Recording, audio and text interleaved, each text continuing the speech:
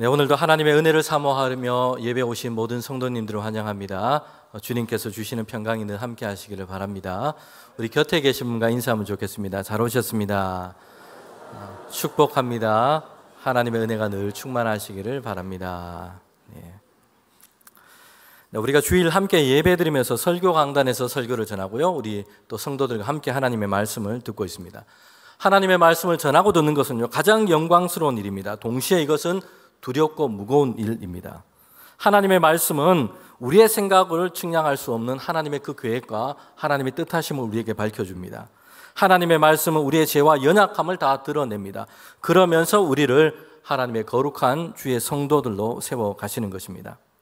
여러분, 하나님의 말씀을 듣고 전하는 것이 얼마나 두려운지 구약의 선지자 이사야는 이렇게 얘기했습니다. 하나님의 말씀이 그에게 임했을 때 이사야 6장 5절에 보면 이렇게 얘기하고 있습니다. 나는 망했다, 이렇게 얘기를 하고 있어요. 하나님의 말씀이 그에게 임했고 이것을 전하도록 했는데 선지자는 이렇게 대답한 것입니다. 화로다, 나는 망하게 되었다. 여러분, 왜 이사야 선지자가 이렇게 하나님의 말씀이 임했을 때 반응을 했던 겁니까? 자신의 입술은 너무 부정하기 때문입니다. 그래서 감히 이 부정한 입술로 하나님의 말씀을 그의 입술 가운데 담고 전할 수 없기 때문입니다. 이스라엘 백성들도 마찬가지입니다. 그들의 입은 부정했습니다. 그래서 선지자는 하나님의 말씀을 전했을 때에 이스라엘 백성이 그 말씀을 듣지 않을 것이라 생각했습니다. 배척할 것이라 생각을 한 것이죠. 성도 여러분, 그러나 하나님은 선지자 이사야의 그 입술을 성결하게 하셨습니다. 하나님의 말씀을 전하도록 하셨어요.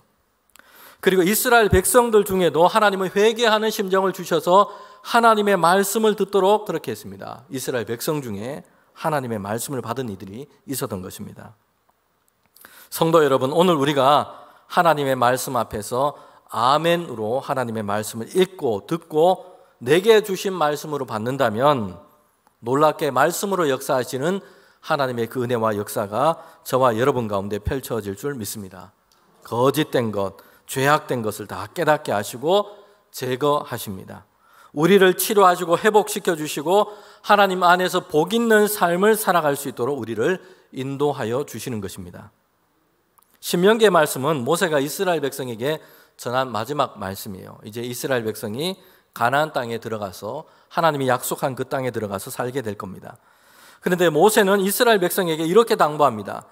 너희가 하나님 주신 그 땅에 들어가서 잘되고 번성하게 되려면 이것 행하라 라는 것입니다. 아마 우리 모든 성도들이 다 이렇게 원할 겁니다. 잘되고 하나님이 주신 곳에서 번성하는 것, 복 있는 것, 이걸 원할 겁니다. 그런데 모세가 이스라엘 백성 가운데 그렇게 말씀하고 있는 그 비결이 뭘까요? 만약에 100가지 비법을 얘기했다면 이게 너무 많아가지고 우리가 기억하기도 어렵고 힘들 겁니다. 그런데 매우 단순하게 그들 가운데 말씀하고 있습니다. 그게 뭐냐면요, 하나님께서 주신 명령과 말씀과 규례를 따라서 이렇게 살아가라 라는 것입니다. 하나님께서 말씀으로 이렇게 살아야 해 라고 하는 것은 반드시 지키고 이렇게 하면 안 돼 라고 하는 것은 하지 않는 것, 아멘으로 응답하는 것입니다. 여러분, 그러면 하나님이 주신 땅에서 그들이 번성하고 영원히 길게 잘 될 것이다, 이렇게 말씀하고 있습니다. 신명기 27장에 보면 그래서 이제 이스라엘 백성이 그 지파를 나누어서 서게 했습니다. 에발산, 그린신산, 한쪽은 하나님의 복, 한쪽은 하나님의 징계, 이 속에서 선택하라 라고 말씀을 하고 있어요. 그러면서 모세가 그들 가운데 말할 때 이스라엘 백성이 어떻게 했는지 얘기합니다. 27장 15절에 보면 마지막에 이렇게 합니다. 모든 백성은 응답하여 말하되 뭘 하라고 얘기했습니까? 아멘 할지라 라고 얘기했어요. 여러분, 아멘이란 뜻이 뭔 뜻입니까? 아멘은요, 우리가 하나님의 말씀을 읽고 들을 때마다 아멘으로 응답하라 했는데 그 아멘은요, 하나님의 말씀이 옳습니다. 하나님의 말씀이 맞습니다.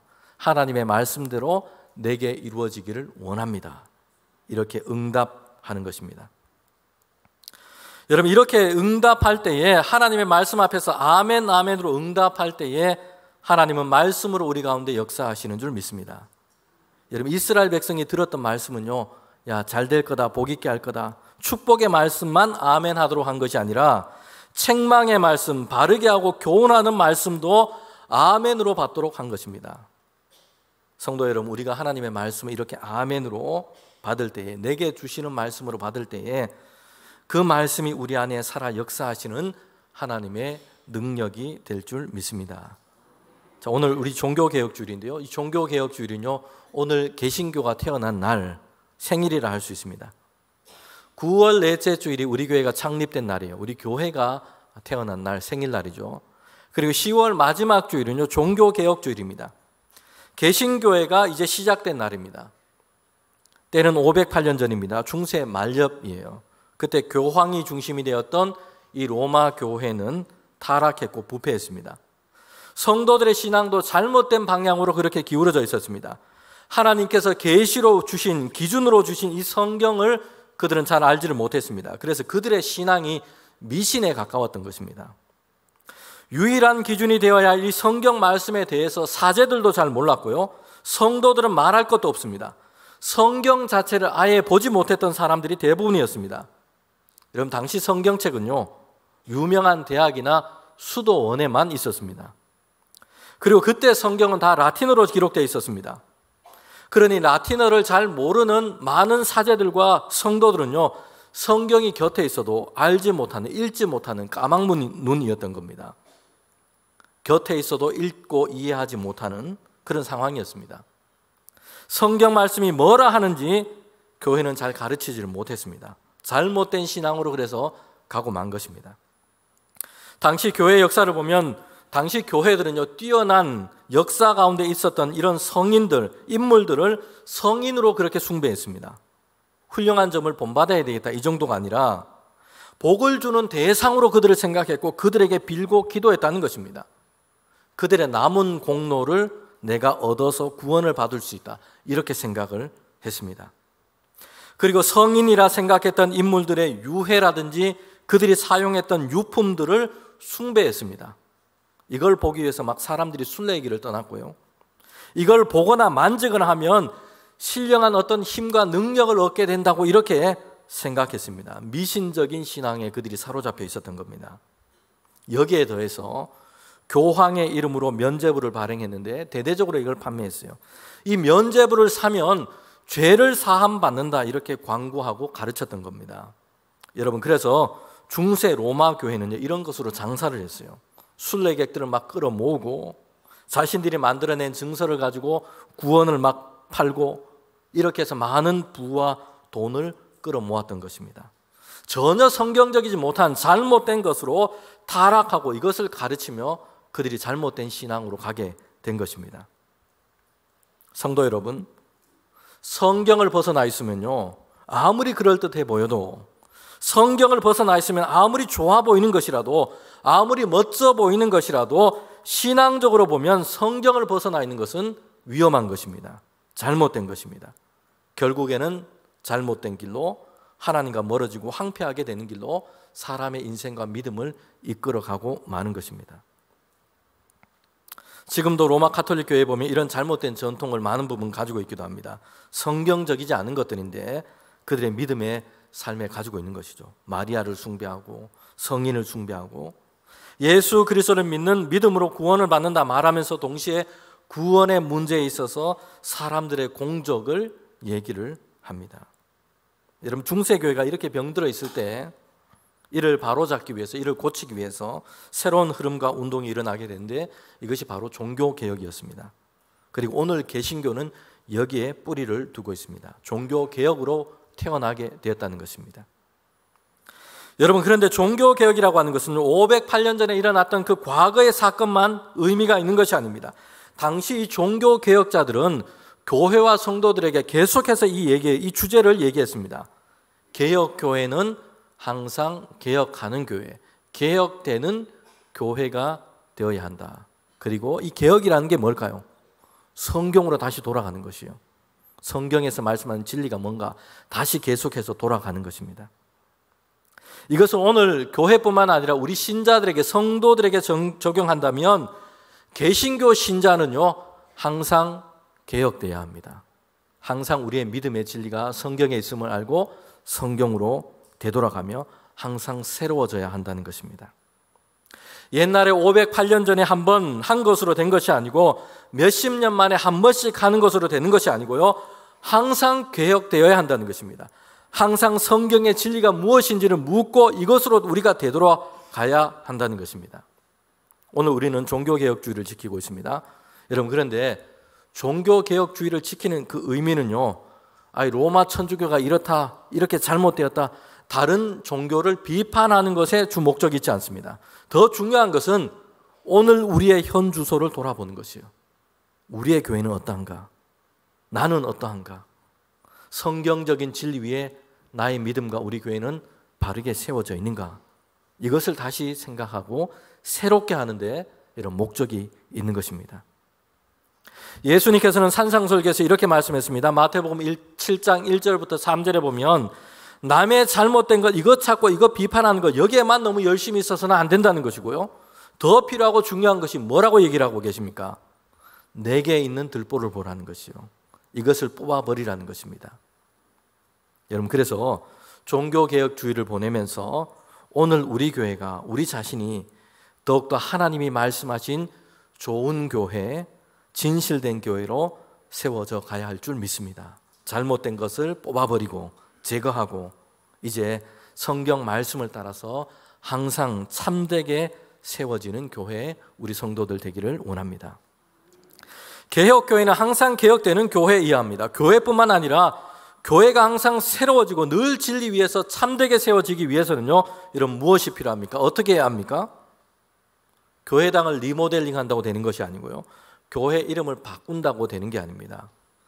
교회를 이루고 있는 모든 성도들이 항상 새로워지고 항상 참되고 신실해야 합니다. 하나님의 이 진리된 말씀 위에 서 있기를 하나님의 은혜를 구해야 합니다. 여러분, 그러면 그 교회는요, 항상 개혁되는 교회, 그래서 더욱더 좋은 교회로 되어 갈 것입니다. 저는 우리 대봉교회가 이런 교회 되기를 원합니다. 여러분, 그러려면 저와 우리 모든 성도들이 주의 말씀 안에서 그리고 성령의 능력과 은혜 안에서 항상 새로워져야 합니다. 그런 의미에서 오늘 우리 종교개혁주의를 보내면서 우리 교회도 우리 성도들도 이 땅에 세워진 모든 교회들도 더욱더 참되고 진리 위에 서 있고 하나님이 기뻐하시는 이런 모습으로 그렇게 세워지고 개혁되기를 원합니다. 종교개혁주일 예배를 드리면서 우리는 마태복음 오늘 말씀을 본문으로 읽었습니다. 예수님께서 성전을 깨끗하게 하셨던 그 사건이었습니다. 이 성경 말씀은요, 예수님께서 이 땅에서 보내신 그 마지막 일주일을 배경으로 하고 있습니다. 예수님은 육신의 몸을 입고 이 땅에 오셨는데요, 이 땅에서 사셨던 기간이 33년이에요. 그런데 복음서에 보면 그리스도 대신 예수님의 생애에 대해서 잘 얘기를 해주고 있습니다. 가만히 보면 그런데 시간의 이 길이와 기록된 분량이 비등하게 그렇게 비례하게 맞지는 않는다는 것입니다. 복음서에 기록되어 있는 것을 보면 가장 많은 부분이 뭐냐면 예수님께서 그 마지막 그 일주일, 그 딱 일주일의 기간을 대단히 많은 분량으로 기록하고 있습니다. 이것을 우리에게 말씀해 주고 있다는 것입니다. 마태복음도 그렇습니다. 전체가 28장으로 마태복음이 구성되어 있습니다. 여러분, 그런데 그 중에서 20장부터 해서 마지막 28장까지가 마지막 한 주간의 이야기입니다. 그러니 복음서는 예수님에 대한 그 말씀을 기록하면서 시간의 크기와 기록의 분량이 비례하지 않는 것입니다. 마지막 일주일의 그 사건에 대해서 우리에게 정말 정밀하고 확대해서 더 자세하게 이야기를 해주고 있습니다. 왜 그럴까요? 예수님의 삶에서 가장 중요한 부분이기 때문입니다. 예수님께서 세상에서 막 성공하고 사람들에게 인정을 받고 잘 나갔을 때 그 시간이었기 때문에 이렇게 많은 분량으로 기록한 것이 아니에요. 예수님께서 이 땅에 육신의 몸으로 이 땅에 오신 그 이유, 하나님께서 예수님을 그리스도로 이 땅에 보내신 그 목적을 성취하신 중요한 사건을 담고 있기 때문입니다. 마지막 일주일에 무엇을 하셨습니까? 고난의 십자가, 죽음의 십자가를 주님께서 지신 것이에요. 주님께서는 저와 여러분 우리 모두의 죄와 허물을 대신 담당하셨던 것입니다. 내가 져야 할 십자가인데, 그 고난과 죽음의 십자가인데 주님께서 우리를 대신하여 그 십자가를 지신 것이요. 그래서 우리 모든 죄와 허물을 다 속량하신 것이요. 하나님과 우리 사이에 죄로 막혔던 그 담을 허시고 화해를 이루신 것입니다. 여러분, 그리고 주님께서는 죽으셨으나 사망과 권세를 깨시고 3일 만에 부활하신 것입니다. 예수님께서 이렇게 마지막 일주일을 예루살렘에 가셔서 이렇게 보내시게 되는데, 그 처음 하신 일이 뭐냐면 예루살렘 성전, 하나님의 성전에 그렇게 올라가신 것입니다. 주님은 아마도 기도하러, 하나님을 예배하러 성전에 올라가셨겠죠. 성도 여러분, 오늘 우리 성도들이 교회당에, 예배당에 오는 이유가 다 이와 같을 것입니다.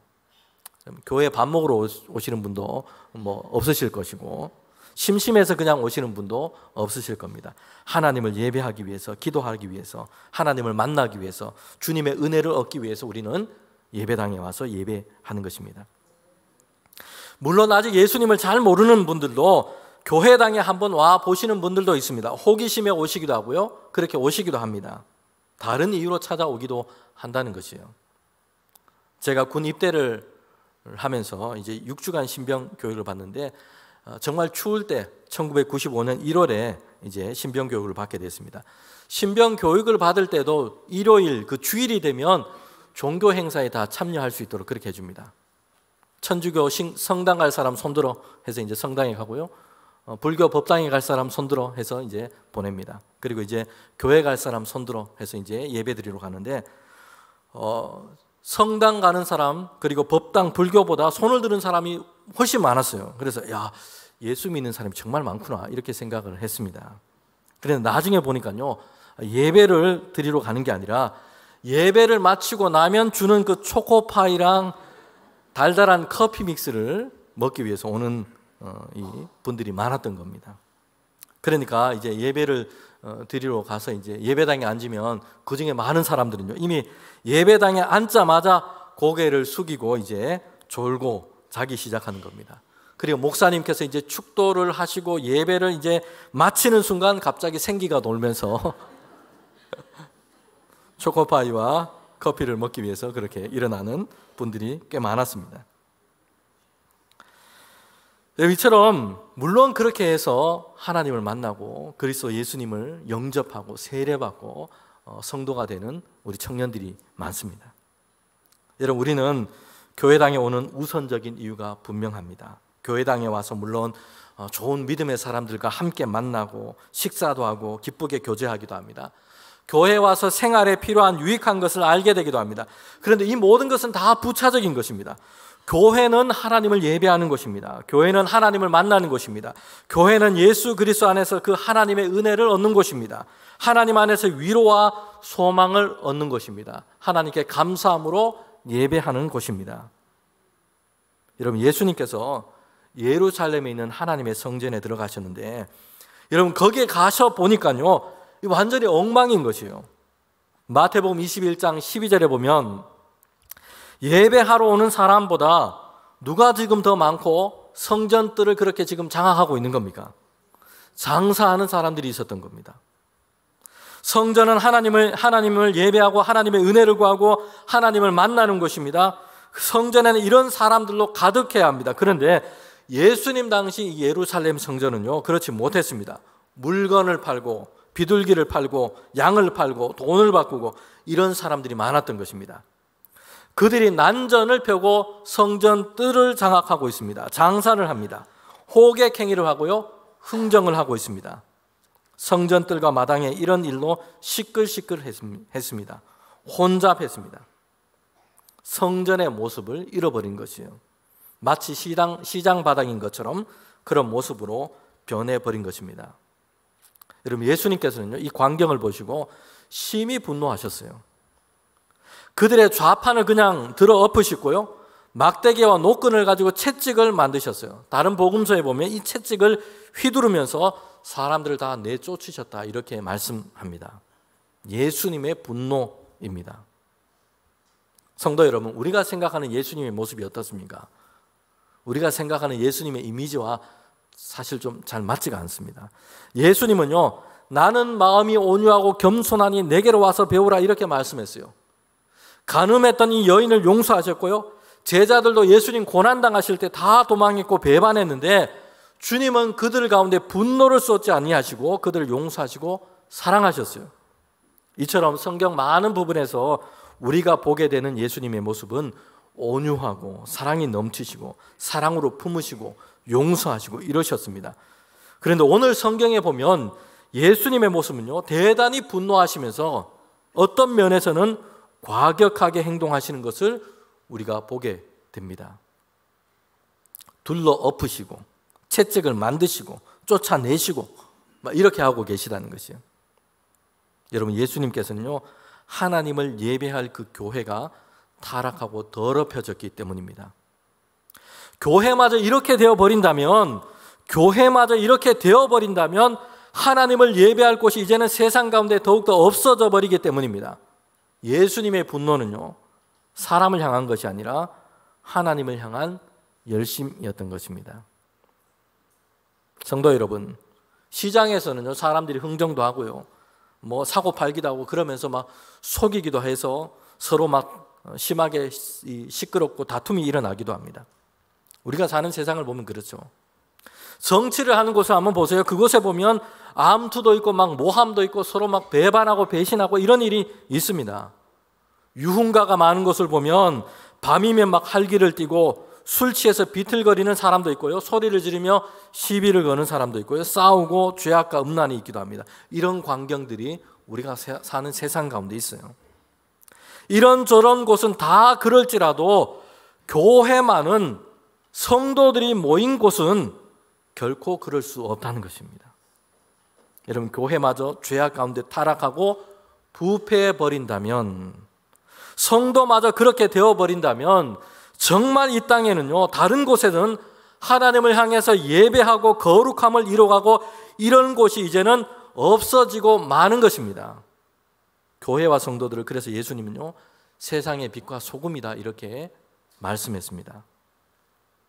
예수님께서는 세상의 거룩한 맛을 잃어버린 것을 안타까워했습니다. 세상이 하나님을 떠나 거룩한 맛을 잃어버린 것, 이거 안타까워하셨어요.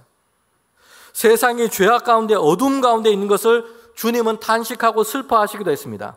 여러분, 그런데 주님께서 더 분노하고 더 마음 아파하시는 것이 있습니다. 그게 뭘까요? 교회와 성도가 세상의 빛과 소금인데 교회와 성도가 맛을 잃어버리고 빛을 잃어버린 것이에요. 교회와 성도마저 거룩한 맛을 잃어버리고 교회와 성도마저 거룩한 빛을 잃어버린다면 이것만큼 안타까운 상황이 없는 것입니다. 여러분, 예수님 그래서요, 예루살렘의 성전에 가셔서 이것을 보시고 극히 분노하신 것입니다. 성전이 이렇게 되어버린 것에 대해서 의분을 품으신 것입니다. 우리는 참된 교회를 향한 이 주님의 열심을 우리가 품어야 할 줄 믿습니다. 교회만큼은 무엇보다도 하나님을 예배하는 것, 교회만큼은 하나님을 만나는 곳, 우리의 죄를 버리고 하나님의 은혜를 구하는 곳, 이런 곳이 되어야 합니다. 교회만큼은 하나님의 정의와 사랑이 흘러 넘치는 곳이 되어야 합니다. 그리고 교회를 통해서, 성도를 통해서 세상 가운데 하나님의 은혜와 사랑이 흘러가게 되어야 할 줄 믿습니다. 여러분, 에스겔이 본 환상이 있는데요, 환상 중에 주님의 성전이 회복되는 환상이었습니다. 동문에서부터 이제 물이 흘러나오는데 그 물이 흘러나가서 강이 되고요, 모든 식물과 물고기가 다 살게 했다는 것입니다. 성도 여러분, 우리 교회를 통해서 무엇이 흘러가고 있습니까? 저와 여러분을 통해서 무엇이 흘러가고 있습니까? 우리 안에 하나님께서 주시는 성령의 충만함을 얻고 날마다 배에서 생수가 흘러나오듯이 우리를 통해서 성령이 주시는 기쁨과 평강과 능력이 흘러가야 될 줄 믿습니다. 우리를 통해서, 우리 교회를 통해서 이제는 성령이 주시는 열매가 맺어지고 이것으로 세상을 변화시키고 영적으로 새롭게 하고 풍성케 하는 그런 일이 일어나게 되어야 할 줄 믿습니다. 여러분, 오늘 성경에서 예수님은요, 이제 성전에서 혼란스럽게 장사하고 있는 그 사람들을 향해서 성전이 어떤 곳이냐, 교회가 어떤 곳이냐 이렇게 말씀하고 정의하고 있습니다. 21장 13절 말씀인데 우리가 함께 읽도록 하겠습니다. 그들에게 이르시되 기록된 바 내 집은 기도하는 집이라 일컬음을 받으리라 하였거늘 너희는 강도의 소굴로 만드는도다 하시니라. 아멘. 장사하는 사람들은요, 하나님의 성전을 지금 시장터로 만들어버렸습니다. 속이고 거짓말을 하고 이것으로 더 많은 이득을 남기려고 하고 있습니다. 이렇게 강도의 소굴이 되어버렸다는 것이요. 돈을 바꾸고 제물로 드릴 양과 비둘기를 팔도록 이렇게 장사하는 사람들에게 허가를 내준 것은 대제사장이었습니다. 이를 관리하는 사람들은 제사장들이었어요. 여러분, 이들은요, 이렇게 허가를 내어주고는 뒷돈을 받거나 수수료를 받아서 자신의 것으로 삼아버린 것입니다. 마치 중세의 타락한 로마의 교회의 모습과 비슷합니다. 성직을 막 매매하고 면죄부를 팔고 이렇게 하면서 탐욕적으로 돈과 재물을 모았던 것입니다. 여러분, 그들을 향해서 예수님이 뭐라고 말씀하십니까? 이사야 56장의 말씀을 인용하면서 성전은, 교회는 누구의 집이라고 얘기합니까? 하나님의 집이다. 제사장의 것도 아니고요, 왕의 것도 아닙니다. 장사꾼의 것도 아닙니다. 하나님의 소유, 하나님의 집인 것입니다. 예수님도 베드로에게 이렇게 말씀했습니다. 베드로는요, 주님은 그리스도시요 살아계신 하나님의 아들입니다. 이 신앙을 고백하게 됩니다. 그때 주님께서는 베드로에게 반석이라 말씀하시면서 내가 내 교회를 너 위에 세울 것이다 말씀했어요. 베드로의 이 신앙 고백 위에 교회를 세울 것이다 말씀했는데 누구의 교회라고 얘기합니까? 주님의 교회, 내 교회를 너 위에 세울 것이다. 그 신앙 고백 위에 세울 것이다 말씀했습니다. 베드로의 교회도 아니고요, 사람들의 교회도 아닙니다. 주님의 교회를 세울 것이라 말씀했습니다. 주님의 소유된 교회입니다. 대본교회는 주님의 교회입니다. 주님에게 속한 것입니다. 주님이 주인이 되시는 교회입니다. 교회뿐만 아니라 성도들도 그렇습니다. 하나님은 예수 그리스도를 믿고 고백하는 이들을 주님의 성도요 하나님의 백성 삼으셨습니다. 그리고 너는 내 소유다, 내 백성이다 라고 말씀을 하셨습니다. 이렇게 우리의 교회는요, 주님의 교회요, 주님의 것입니다. 그리고 우리는 주님의 것입니다. 주님의 백성입니다. 이렇게 진심으로 고백하며 주님께 주시는 그 은혜를 구할 때에 하나님은 주님의 교회와 주님의 성도들을 인도하시고 주님의 소유된 백성과 함께 하십니다. 그들을 지키시고 그들을 보호하십니다. 이사야 43장 1절과 2절의 말씀에 보면 이렇게 말씀하고 있죠. 두려워하지 말라. 내가 너를 구속하였고 내가 너를 지명하여 불렀나니 너는 누구의 것이라고 얘기합니까? 하나님의 것이다. 주님의 것이다. 라고 말씀합니다. 그리고 이제 주님의 것으로 하나님의 소유로 삼았으니 불 가운데로 지날 때에도, 물 가운데로 지날 때에도 불이 너를 사르지 못하게 할 것이고 물이 너를 해하지 못하게 할 것이다 말씀하고 있습니다. 성도 여러분, 우리가 세상 가운데 살아갈 때 마치 불 가운데, 물 가운데 지날 것 같은 고난과 어려움, 시련, 이런 일들이 우리에게도 있을 것입니다. 이런 일이 지나갈 때에도 하나님은 우리를 하나님의 소유로 삼아 주셨으니 삼키지 않도록, 망하지 않도록 우리를 지키실 것이다 약속하셨습니다. 하나님의 집인 성전에서, 오늘의 교회에서 우리에게 먼저 무엇을 하도록 하셨습니까? 교회와 성도를 누구로, 무엇으로 우리를 여겨지고 불려지도록 주님은 원하십니까? 교회는 하나님의 집, 기도하는 집입니다. 하나님을 찾고 만나는 곳, 하나님의 은혜가 열리는 곳, 하나님을 예배하는 곳. 여러분, 그리고 성도들은요, 기도하는 사람들입니다.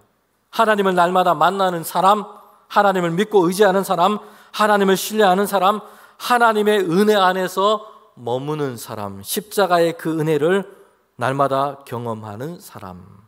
그래서 하나님이 소유로 삼은 사람인 것입니다. 사랑하는 성도 여러분, 예수님은 오늘 우리의 교회를 바라보십니다. 그리고 말씀하십니다. 교회는 사람의 집이 아니라 하나님의 집이요 기도하는 집입니다. 종교개혁은 508년 전 사건이 아니라 오늘 저와 여러분, 우리 교회 안에 일어나야 할 변화입니다. 교회가 다시 교회답게, 성도가 다시 성도답게 가야 할 줄 믿습니다.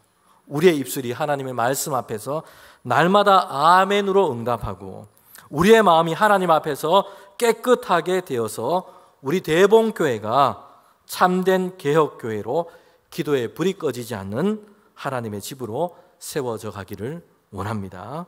하나님께서 우리 모든 성도들, 우리 교회를 새롭게 하시고 하나님의 집으로 회복시켜 주시기를 주님의 이름으로 축원합니다.